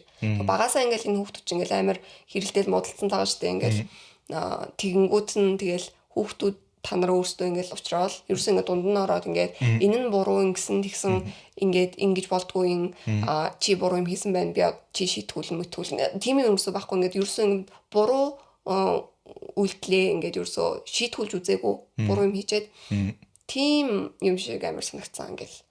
Тэгээ надад болохоор энэ пранкнаас илүү том асуудал байгаа юм шиг санагцсан. Тэр нь болохоор одоо нөгөө нь үгүй ээ надад таалагдахгүй байна бол гэд хэлцээд ахад сонсдгүй. Одоо тэгэл хүн үгүй бол гэд хэлсэн бол тэгэл заавуучлаарай. Дахиж ингэхгүй л байх ёстой шүү дээ. Тэгэхэд юу тийм байхгүй. Юу сонсохгүй ингээл хагаа юм сүртэй юм бит юм аялаад. Тэгэл ингээл дахиад хийн л гэсэн үг байгаа таахгүй. Тэгэхээр ингээд тэр нь илүү асуудал нагаад таахгүй. Ерөөсөө энэ манай OP-д ерөөсөө өөрийн гэсэн дуу хоолой гэртэн байхгүй байгаа. Гэрийнхэн тэр чигээрээ OP-г гадуурхаж байгаа юм шиг ингэж анхаарал хандуулдаггүй. Тийм. Яг тийм л асуудал л да. Апдейт. За. Гэр бүлийнхэнтэй холбоотлсноос хойш би тэднийг явандаа миний шийдвэрийг хүлээн зөвшөөрч мөр хөөн гэж бодсон ч тэгсэнгүй. Сүүлийн хэдэн 7 хоногт ах トゥ хоёр маань өөрсдийнхөө пранкийг надад хүчилтэй талаас нь харуулахыг оролдох боллоо. Үгүй яг ингэ бодоод үзүүл амар фаны заяа. Гэж ойлгохгүй байна гэдэг тайлбарлаад байгаа. Тэд удаа миний гэрт урилгагүй ирж хаалга нүдэж өөрсдөө нь ярилцахыг шаардсан. Эхэндээ би тэднийг тоогоогүй гэж тэд бууж өгөх бодлого байгаа нь илт байсан. Нэг орой тэд гэрийн гадаа ирээд тоглоом ойлгохгүй юм аа хэр удаа нуугдахыг нь харъя гэх мэтээр орилж утсаараа тэрийгэ бичиж байхыг нь би харсан. Энэ үйлдэл нь эвлэрэх орлого гэхээсээ илүүтэй дарамтлж байгаа юм шиг санагдсан. Явж бүр миний машин руу шүн өндөг шидсэн байсан. Гадаах камерт ах トゥ хоёр маань үүнийг хийж байгаа нь бичигдсэн байв. Би мессежээр тэдэнд дэндүү хитэрч байна одоо бойл гэж хэлсэн. Тэд хариуд нь чи юун драматик юм ирээдүйд энэ бүхэн чамд инээдтэй санагдана гэсэн байсан. Үүний дараа би ганцаараа үүнийг зохицуулж чадахгүй гэдгийг ойлгоод цагдаад очисон. Ийм дарамтанд өртөөд байна гэд мэдүүлэг өгсөн. Тэд миний мэдүүлгийг авч камерын бичлэгийг шалгаж үзээд тэдний буруу гэдэгтээ санал нийлсэн. Цагдаагаас ах トゥ хоёртой холбогдож надаас хол байхыг анхааруулсан. Тэгсэн тэд яасан. Над руу улам их доогоолж шоосон мессежүүд явуулсан. Snitch гэж дуудаж гэр бүл тарааж байна гэж буруутгасан. Зарим хамаатан садангууд хүртэл тэдний талд орж хууль цагдаа гэхийн оронд зүгээр ярилцах ёстой байсан гэж хэлж байна. Харин зарим нь ялангуяа бичлэгийг үзсэн хүмүүс бүр гайхширч миний шийдвэрийг бүрэн дэмжиж байгаа. Сэтгэл минь хөнгөрхийн зэрэгцээ гуниг төрж байна. гэр бүл маань надтай ингэж харьцаж байна гэхээр хүлээн зөвшөөрөхөд хэцүүж өөрийгөө хамгаалах алхам хийснээ бодохоор аюулгүй мэдрэмж төрж байна. Би одоо гэртээ шинэ амьдрал цогцлоож намайг хүндэлж дэмждэг хүмүүсээр өөрийгөө хүрээлүүлэхээр зорж байна. Токсик гэр бүлийн харилцаанаас болж шаналж буй хэн бүхэнд хэлэхэд чи ганцаараа биш шүү. Өөрийнхөө амар амгалан хамгаалахын тулд хувийн хязгаараа тогтоох нь зөв. Өөрийнхөө төлөө зогсох хүч өгсөн та бүхэнд баярлалаа. Өөрөдөө энэ ах トゥ хоёр нь хөрх юм YouTube карьер эхлүүлчих гээл үзээд байна. Prank хийдэг YouTube channel нээж гээл үзээд байгаа. Viral болчих гол үзээд. Viral болчих гол үзээд байгаа юм шүү. Тэгээд хөрх юм. Таарсан таашуудаа гэж өстой энэ хэрэг хэлэх баха. Харин. Тэгээд игээ. Яг юм нэг юм картууны юм жинхэнэ хүмүүс шиг биш гэдэг нэг юм инедмийн кинон дэр гардаг нэг юм амар over the top нэг юм хүмүүс байдаг штэ. Ах トゥ өнөр ингээд нэг evil бүгдээрээ. Тэгээ нэг хүн инехгүй ах чинь нөгөө нэг жокко тайлбарлаад ах юм ингээд. Инээдтэй биш байгаа болохоор инехгүй байх гэж ерөөсө бодохгүй. Ингээд ойлгохгүй байх гэж бодоод байгаа. Тэр нь ингээд бүр амар тэнэг гэдгийг ингээд харагдуулаад. Угаасаа ингээд буруугаа хүлээчүүл өөрсдийнхөө одоо юу гэдэг чинь айс хоол гэдэг энэ үнэн дүр төрхтэй нүүр тулах хэрэгтэй болчих болохоор ингээд улам ингээд ширүүсээд байгаа байхгүй зан аашна. Нөгөө нэг Arrested Development дээр job тоглодог жүжигчний чинь нэрийг хэн гэдэг вүлээ? Мэдгүй. Юу. Will Arnett. Надад бол яг ах нь ингээд Will Arnett дээр төсөөлөгцсөн. Ингээд нэг Arrested Development дээр бас ингээд юм жоохон мангар үйдэж штэ яг тэгээд ингээд яг л тэгжлэр хэл. Нөгөө хүнээ ингээд одоо нөгөө түрүүн би бас хэлсэн тэгэл нөгөө хүнээ нээлэх гэж пранк хийж гэнэ гэхээр үгүй байгаа зүгээр өөртөө баясгаал. Тэгэл угаасаа яг түрүүний сэнчлэн багасаа л атаархсан тэгэл яа угаасаа яг л бүх юм л яг айгүй ойлгомжтой яагаад ийм хийж байгаа яагаад ийм лүүсэр зан гаргаж байгаа. Тэгээ угаасаа ингээд нэг удаагийн явдлаас болоод ингээд зайгаа бариад ингээд байгаа юм ерөөсөө байхгүй ингээд насаараа харин тэгээ ер нь намайг та нар хүндлэхгүй байна. Хүнтэй ч гэдгсэн чинь улам ингээд хүндлэхгүй болгонгот нь заа тэгвэл баяртай гэж хэлчихэж байгаа. Тэгэхээр ч одоо тэгэн гут яг нөгөө нэг юм бас нэг weak-нэ алдах гэдэг болохоор тий энэ ер нь бүр ингээд улам ингээд гүрийгээд улам ингээд тормент хийгээд байгаа. Тий. Одоо энэ дүүн явчвал ингээд тэр хоёрт өөр ингээд дээрлэхүүлээд байх хүн байхгүй болохоор тий тэгэж нэг ингэж бах таваа хангадаг болохоор апдейт. Би апдейт хийгээгүй нэлээд удсан байна. Үннийг хэлэхэд энэ бүхэнтэй зурлах үнэхээр төвхтэй байлаа. Цагдаад мэдгдснээс хойш ах トゥ хоёр маань намайг 50 орохгүйсэн. Тэднийг явандаа залхаж инхэ болно гэж найдаж байсан ч үйл явдал улам дамжрав. Мессежээр доогол цоглох нь зогсохгүйсэн.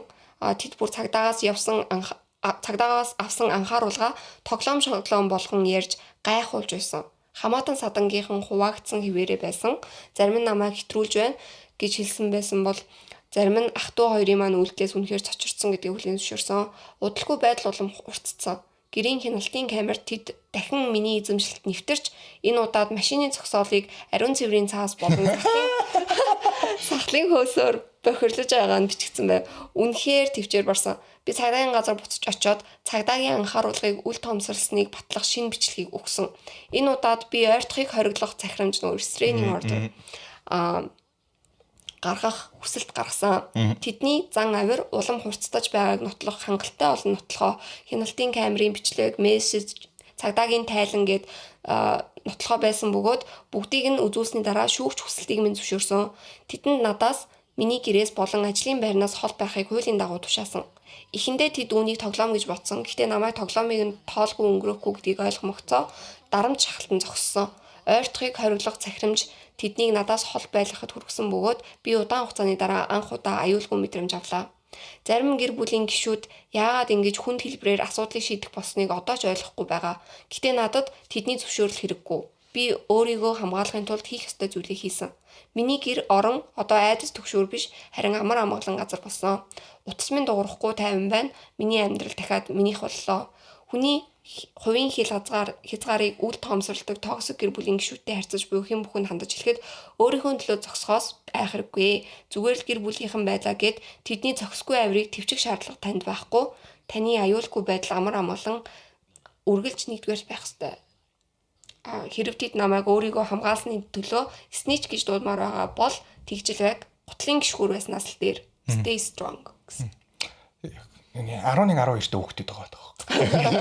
Ноёлын заасаар нөгөөдхийн тэгж үгээд тэгээд ингээд амар хамгийн гол нь энэ ах トゥ хоёрыг ингээд амар тэнэг хүмүүс гэдэг ингээд баталж байгаа нэг юм нь болохоор ингээд дүү налидын ингээд цагдаатай холбогдсныг мэдсээр үйжиж ингээд нэмэлт ингээд материал өгөөд ингээд уцлууд мессеж өчөөд байгаа байхгүй юу. Мессеж өчөөд нэмэлт ингээд тэр чинь ингээд өөрсөндөө кейс үүсгээд тэнэг. Үнэхээр амьдралдаа нэг ингээд загнуулж үзээгүй нэг аав ээж нэг галгадаад авчаагүй харагдаад байгаа байхгүй. Ингээд нэг хүүхэд нэг болохгүй мэйлээд ингээд нэг болооч чигээд ингээд мөрөн дээр зөхөд авдаг штеп.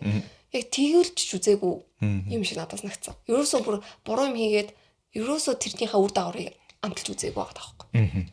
Тэгээд ингээд бүр ингээд цагдаад мэдгчээд байгаа хүртэл ингээд толгоонд за ер нь амир нөхцөл байдал амир ширүүстэй тэхэлчлээ шүү гэж юусоо бодохгүй гайхуулаа те хаа цагдаад ингэсэн битээр цагдаад юутай муутай гэдэг. Яг юм 11 12 та яг хүүхдүүд байгаа. Тэрүүгээр бахархаад яваад ирэхээр бүр ингээд амир тэнэг байгаа даа. 30 таах юм яадаг. Тэг ингээд өөрсдөөсөө ингээд зогсоод ингэж пранк хийх нь ингээд дүүгээ алдах хэмжээний юм те чухал юм уу гэж ерөөсөө өөртөөс асуухгүй. Тэр нь ерөөсөө чухал биш байгаа. Бүр үнэхээр нэрээ ийм түүхтэй ядаргаатай ингээд уур барсан хүмүүстэй угаасаа тэгээ харьцаач. Юугаач. Яг аав ээж тэгээ тустаа тэгээ харилцсан мэрцэл хоолмол дээл тэгээ тустаа харьцаал. Тэгээ энэ хоёроос ер нь ингээд зүгээр цайгаа аваад тэгээд байжснаар зүгээр л. Гэтэ яг жоохон амар гонхтой л. Тэгээ ингээд одоо ах トゥ тэй ээж тэгээд ах トゥ юм шиг амьдрын хэсвэлтэй. Тэгээд ингээд тэглээгээд тэгж ингэж гэр бүлээ одоо авч үлдэхийн тулд те өөрийгөө ингээл золион байн гаргана гэхээр амар бас шудраг босоо аахгүй. Нөгөө хүмүүс нь хизээч ингээл гойчлт гойхгүй, хизээч ингээд болохгүй те дандаа ингээд үл тоомсорлно. Тэгээд тэгжсэний орон зүгээр л угаасаа тэгээд баг байхгүй юм шиг амьдрсан магадгүй дээр л ах л та. Arrested development. Yeah. Тэгээ ер нь бол яг ийм prank story-нууд нөгөө нэг аль хэдийн ингээд уншаад хахаар дандаа нэг ийм өмнө нь нэг ийм харилцаанд нь ямар нэг байдлын амар том асуудал байсан. Тэрийг нь ингээд бүр ингээд дэлтлээд ингээд эцсийн нөхцөл байдалд нь аваачдаг болохыг л ер нь бол өнөөдрийн story-нууд бол харууллаа. Яа. Тэгээд энэ prank-нуудаас чи алийг нь хийх вэ? Би бол чамайг унтчих чинь нэг алиалагч болж байна. Өнөөдрийн prank-нуудаас алийг нь хиймээр байна. Сүрдүүлээд байгаа шиг асуудаг. Би бол энэ нэг хажуудлын нэг дургу хүргээд байдаг нэг юу байгуулахыг бол нойлын заасаар бодчихмаар л. Нэг камерт ингээ ясаж ингээ хүүди өмссөн. Балаклава өмсөн гутаа дээгүүр нь алиалагчийн малгай өмссөн. Алиалагчийн маск зүүцээ. Тэгснэ өндөг шидээд.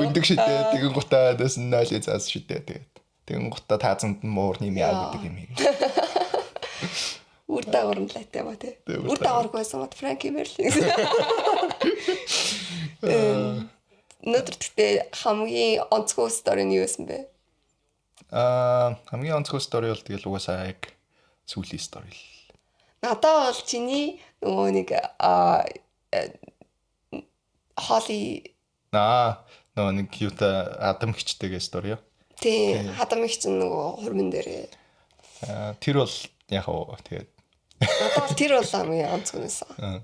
Надаа болохоор саяных нөгөө яг тэгээд ерөөсөө ах トゥ тэй ч ах トゥ юм шиг амьдрын гэхээр тэгээд тэр бол сайд л.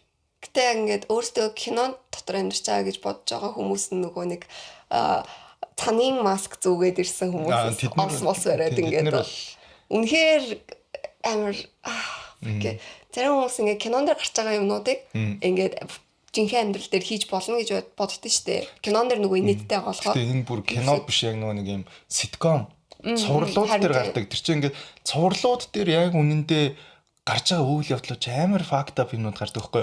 Тэгээд зүгээр артталт нь нөгөө нэг инээд лав трак тавьсан болохоор л хүмүүс ингээд инээдтэй гэж боддог. Тэгэхээр яг ингээд бодоод үзэнгууд амар факт ап. Тийм бодит амьдрал дээр болов шууд харилцаагаа таслахаар юмнууд юм болдсон шүү дээ. Тийм тэгэнгუთ тэрийг нь үзэл Тэгэл яг иймэрхүү юм хийхээр айгу инээдтэй тийм ээ тэгж хүлээж авдаг.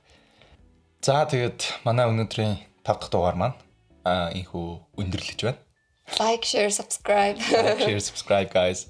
Дараагийнхаа дугаараа бүгдээрээ хамтдаа дахин уулзцаая. Тэгээ бас манай нөгөө Reddit, subreddit руу нэгдвэл доор description дээр линк байгаа шүү. Бүгдээрээ subreddit руу нэгдээрэй. Өнөөдрийн орсон сторинууд тэр дээр бас постлогдно. Тэгээ өөрсдөө бас ороод уншаарай, комент уншаарай. Бас өөрсдийнхөө story постлж байгаа хүмүүс байгаа. Гарч ирж байгаа. Тэгээ та нартай баярлалаа. Тэрэнд баярлалаа.